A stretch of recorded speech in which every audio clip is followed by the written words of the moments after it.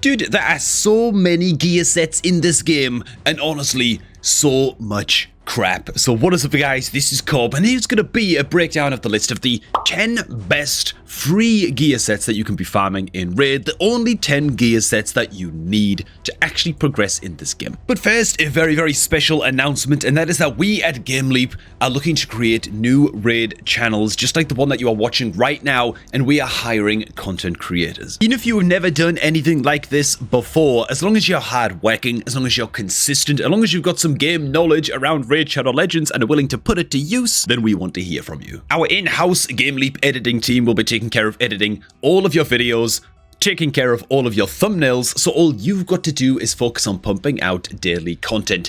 Tips, following, your account's progression, your shard pulling sessions, all of that good stuff. If you can do that daily and be at least mildly entertaining about it as you go, then we want to hear from you. And the way that you can apply is by clicking on the Google Doc down below at the top of the video description box and use that Google Doc to apply right now. Be ready to record a 2-minute sample video just telling us a little bit about yourself as you apply, and the rest of the application is very, very easy from there. So if you're interested in joining Team GameLeap and setting up your own happy little raid community here on YouTube, then go and apply right now and we shall be in touch. Alright, man, so the best farmable gear sets in this game that you gotta be focusing on, man. I tell you what, straight away, quick disclaimer, I'm not gonna be focusing on the likes of Stone Skin, or where is it? The Merciless set, right? These are incredibly powerful sets, but this is like my entire collection of that gear on this account after playing the game for like a year. It takes a long time to build up a good supply of Merciless and Stone Skin gear, and that's because I guess they're just not really farmable in the classic sense of the word, right? So we could be focusing on the more accessible gear types that honestly absolutely blast. And so pick number 1 has simply got to be the speed set. It's just gotta be, man. The speed set is so good because it's so simple, and speed is just such a binary stat that a lot of the time your victory or defeat simply depends on, is your speed quicker than your opponent? Are you acting before your opponent in things like PvP? It makes the speed set so awesome and so absolutely timeless that it absolutely has to be on this list. So on your speed gear, you want to be looking for speed rolls if you can, obviously. And also generally, if you want a champion to be very, very fast, it's usually because they are a buffer or a debuffer style champ, and so plenty of the time some good accuracy rolls on your speed gear as well can prove to be quite useful. Of course, speed gear drops in the Dragon's Lair dungeon, and my biggest recommendation to newer players watching this video is whenever there is a dragon tournament active, there is usually an increased drop chance on speed gear dropping from dragon as well, and so I always recommend pay attention to dragon tournaments on a newer account, right, in the early first 3 or 4 or 5 months of your account or something, and just blast the hell farm out of Dragon whenever you can to get up a good supply of speed gear during those tournaments and reap all of the free rewards as well as you go. Next up, and also in the Dragon Dungeon, which we almost clicked on just now, is going to be the accuracy set, and this honestly might be a little bit controversial. Some people, oh my god, accuracy, oh, it's only good up until a point. Yeah, but it's like S tier up until a point, okay? In the context of newer players who are just starting out this game, okay, who have,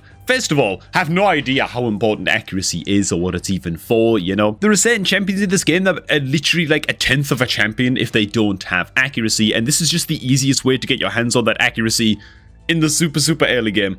That's it. Honestly, accuracy sets are great. They're awesome for the first 4 or 5, maybe 6-ish months or something of your account. Then, of course, they fall away very, very quickly. But while they're useful, they are critical. And I feel extra confident in saying this right now because even though I don't use almost any accuracy gear at all on my main account anymore, on my free-to-play account, where I'm 3 months in, it's like, man, every single one of my champs is in just a crap load of accuracy and speed gear, so it's so important for getting your account off the ground. And just like your speed gear, you're also looking for accuracy and speed rolls usually on your accuracy pieces, right?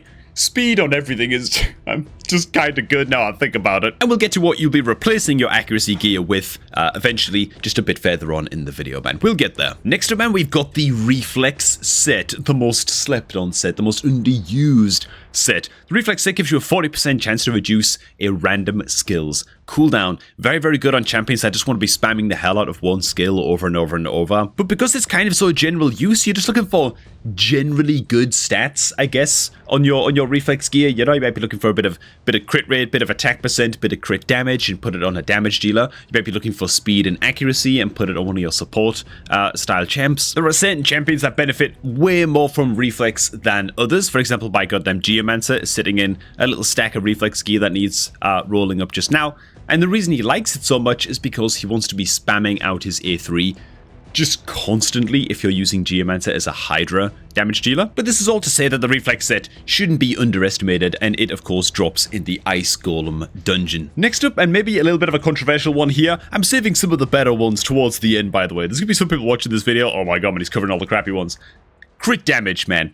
Not crappy at all. Crit damage, not only is it a 2-set, so it's very, very easy to kind of work in to your Nuka builds and just get that 2-set active. But it's also very, very easy to farm in the Fire Knights dungeon, right? Honestly, the crit damage set, when it comes to filler sets, is just one of the best going. So accessible, and it's very, very obvious what you're looking to keep as well, right? You're just going to be putting this on your damage dealers, so you're looking for crit damage substat rolls, you're looking for crit rate percentage rolls. Speaking to that, actually, and speaking to trying to get sets equipped on your champions, one extra disclaimer I should throw in, because new players kind of mess this up all the time, is that honestly, stats on the gear are 100 times more important than getting the set bonus active on a champion. A good example here is my Corrado Fox Hunter, who is in just a couple random pieces of retaliation gear, as you can see. And the only reason he is in these is to get up his crit rate and to get up his crit damage. And it's just coincidental that it's a couple of retaliation pieces. I was just focusing on trying to get his stats up to where I need them to be. So we've got like a double crit rate roll here. We've got a triple crit rate roll on the shield. And so that's why these pieces are on Corrado, right? The retaliation pieces themselves, they're fine. I mean, they're not great. They're not terrible. They're not doing a crazy amount of work on this champion.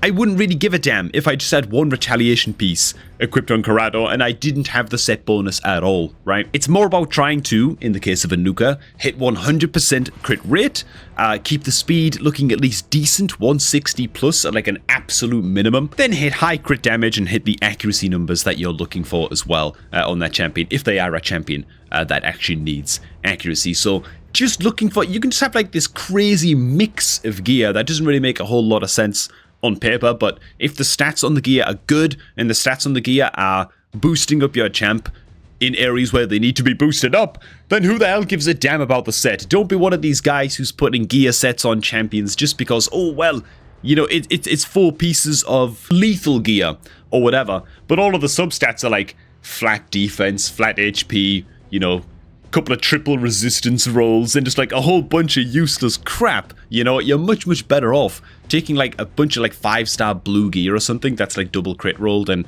has actually got stats that are good for what you're looking for. Forget the sets. If you can fill the sets out on a champion and get the sets looking good on a champ, then that's great, that's different. But that can become a little bit of a luxury for sort of like mid and late game accounts. You know, if you're in the early game, don't worry too much about that, man. Don't worry about shoehorning sets onto your champions. Anyways, man, next set on the list that I love to use on my nerds, I've actually got one equipped on Keza D-Pad.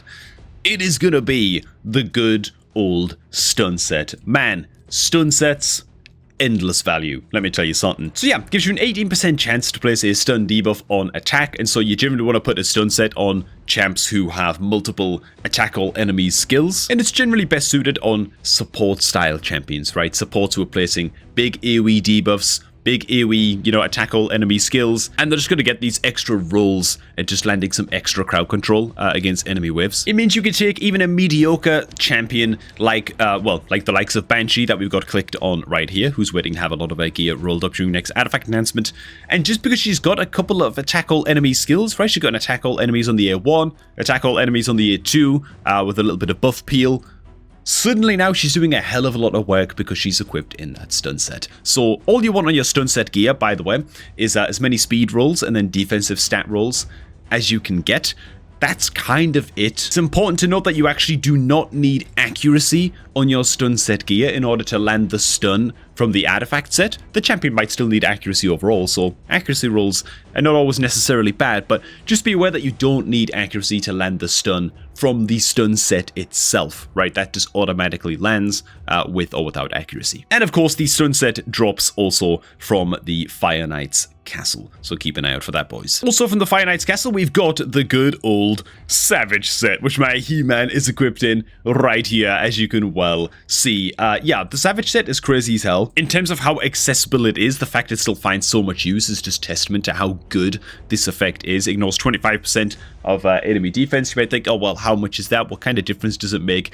It makes way more difference than you're expecting if you're a new player, right? Believe me, the first time you can get a champion built out in good Savage gear, you will absolutely feel the difference. Now, Savage gear drops in Fire Knight's castle as well. And what's interesting about Savage gear is because it doesn't actually boost any of your attack stats, like attack percentage or whatever.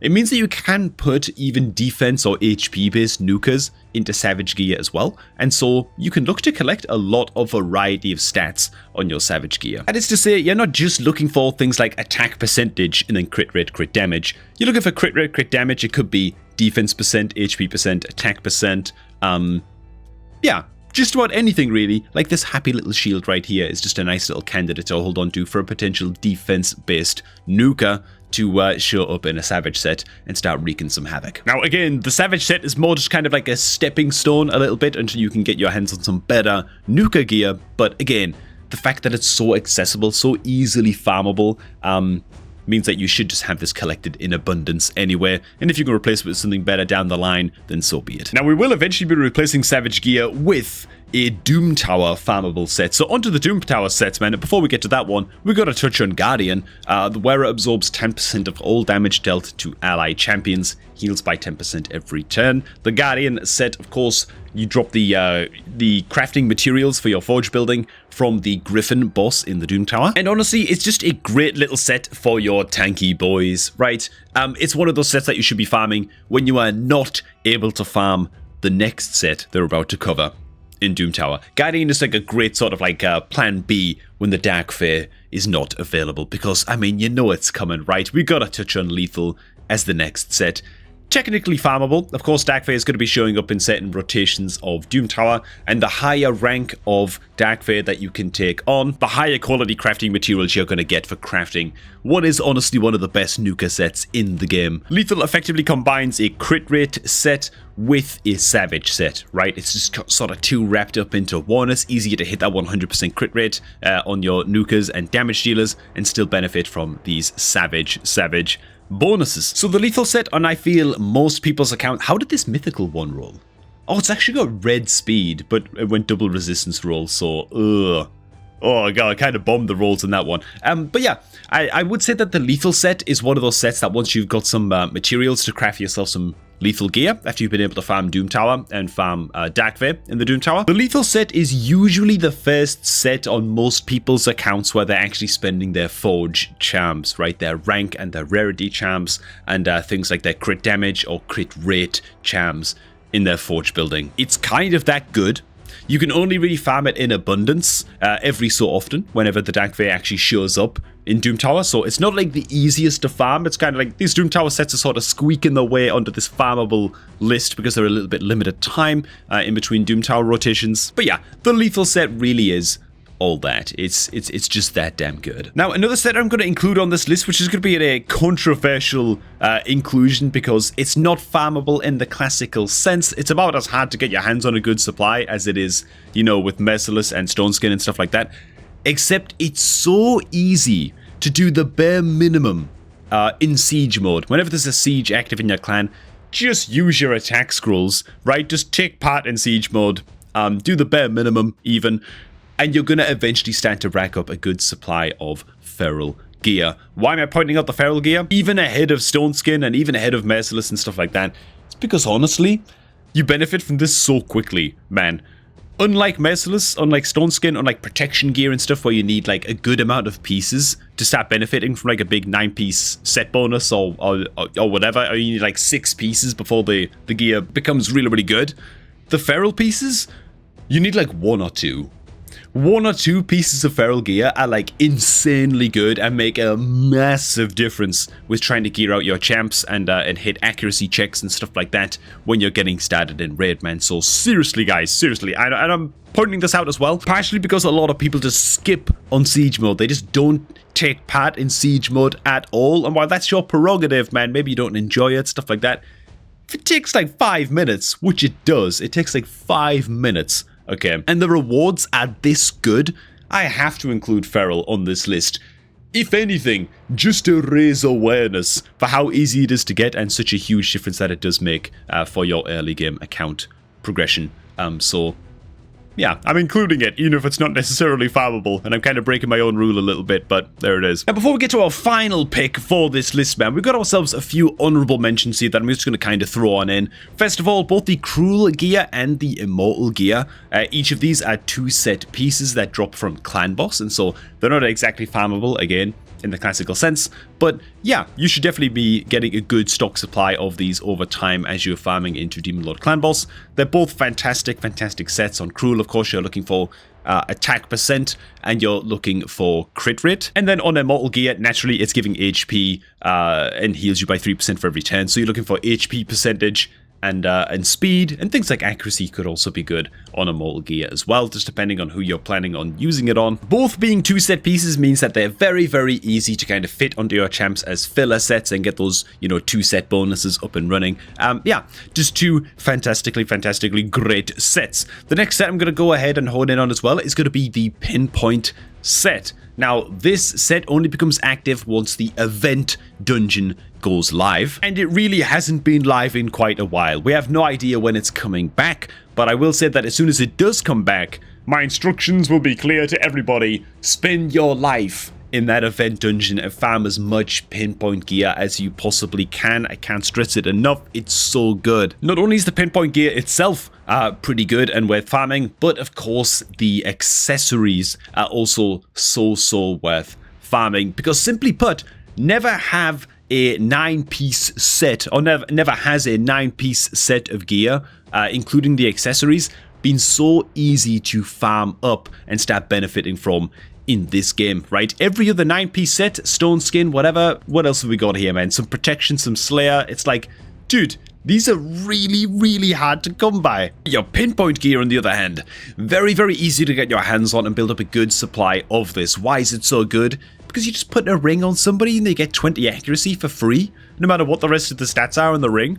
Put a couple of accessories on, suddenly it's 10% speed and accuracy for like an accessory 2-piece. Like, it's crazy as hell how useful these stats are, man, for building out your guys, for building out especially like your support style champs and stuff in the early and mid game of raid. I can't stress how good it is to have so many like accessories that are available as part of a 9-piece set when that Pinpoint set becomes available to farm. So farm it. Next up, couple of sets where it's good to just at least have 1 or 2 good sets of these farmed up and sort of ready to use. One of them is going to be the Cursed set, which can be a great utility set to bring into a champion with a lot of attack all skills into Hydra. Can go very nice in a Cursed set if you are lacking Hex debuff champions. So that would be like 1 for the Cursed set, maybe 1 for the Destroy set as well, for if you're still needing a Destroy set to defeat the Scarab King boss in Doom Tower. It can be worth just having 1 of these 2. And similarly, but some people might disagree and say that you should farm a lot more of this, is going to be the Regeneration set as well. I think this one also drops in Fire Knight. Yeah, the Regeneration set heals you by 15% for every turn, and so you're just looking for, similar to Immortal, HP percentage, speed stats, as fast as you can, as much health as you can on your regeneration gear. Most accounts, I want to say, have at least 1 or 2 champions that they want to actually build out in just max regeneration gear and Immortal gear, and just have them be basically, well, immortal, so that they can solo bosses and stuff like that. I use 1 on my Godseeker Neri, I use 1 on my Lady Annabelle, and that's it, actually. Sometimes I switch some of my regeneration gear onto Mithrala so she can solo certain bosses as well. So on my entire account, I basically have 2 good regeneration sets. It's an incredible set. It's fantastically good. It is quite niche. You know what else it is? farmable. And so, yeah, it's going to make this list. So, okay, man, on to at least my number one pick for the best possible farmable set in this game that honestly you will use forever. Dude, is there any doubt, man? It's got to be the perception set. It just has to be. It's an accuracy set and a speed set combined, and it is so easy to get your hands on perception gear. So as you might expect, you're looking for speed rolls, you're looking for accuracy rolls on your perception pieces, but you can also pick up some perception pieces that roll a lot into, again, damaging numbers, things like crit rate, crit damage, and stuff like that, and you can eventually put them on champs, well, damage dealer champs like Ninja that are also very dependent on being, well, pretty fast and also having a good amount of accuracy too, and so, yeah, you can put them on champs like this if you wish. But in a game, frankly, where like 85% of the champs in the game require accuracy some measure, and speed is just the best stat in the game, combining the two into one set, kind of a no-brainer that this is just one of the best sets in the game, that even if you're in like a hyper endgame account, you're probably still using some perception gear. Perception gear is going to be the main way that you are using your speed and accuracy substat charms in your forge, and of course you're getting your perception gear by actually just farming the crap out of your faction wars whenever you can. Even if you can only farm the lower stages of faction wars, it's still worth doing these every single day. It's just free crafting materials to use in your forge building, and so, yeah, don't neglect those faction wars, boys, like I have been with my Skinwalker Crypt, which for some reason is still so far behind everything else that it's starting to get a little bit embarrassing. Like, I finished a lot of crypts, man, but the Skinwalker Crypt is like half done. It's just embarrassing, man. Oh my god. We gotta fix that. Alright, man, what gear sets did I miss? What gear sets am I sleeping on? What farmable gear sets do you feel like people should be using a hell of a lot more to help them progress? Did Retaliation maybe deserve a spot on this list? Let me know what you guys think down below, man. And hey, while you're down there, remember that Game Leap are hiring. We're looking for people to pump out daily content on new YouTube channels, for which we will handle all of the editing and thumbnail creation end of business. All you gotta do is be ready to pump out daily content, documenting the progress of your account, the shard pulling missions, providing tips, tricks, and guides to the community, all of that good stuff. Basically doing what I'm doing here on this channel, but for our audience of your own, and we want to help you to do that. So make sure to go ahead and apply using the Google Doc down below at the top of the video description box. Alright, thanks for watching, guys. Good luck with the applications, goddammit, and I'm gonna catch all of y'all just a tad bit later, man.